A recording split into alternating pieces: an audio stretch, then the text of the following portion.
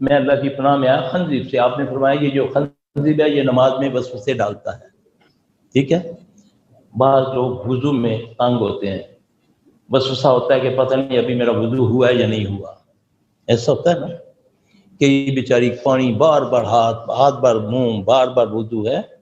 تو اس کے لیے آپ وضو ہی میں جب اس طرح ہو تو آپ نے کہنا ہے اعوذ باللہ الحان، اعوذ باللہ الحان. یہ اس جن کا نام ہے جو وسوسہ ڈالتا ہے وضو کے اندر، طہارت کے اندر. اور جن کو زیادہ وسوسات کی تکلیف ہوتی ہے ان سے ایک غلطی ہوتی ہے باتھ روم کے اندر.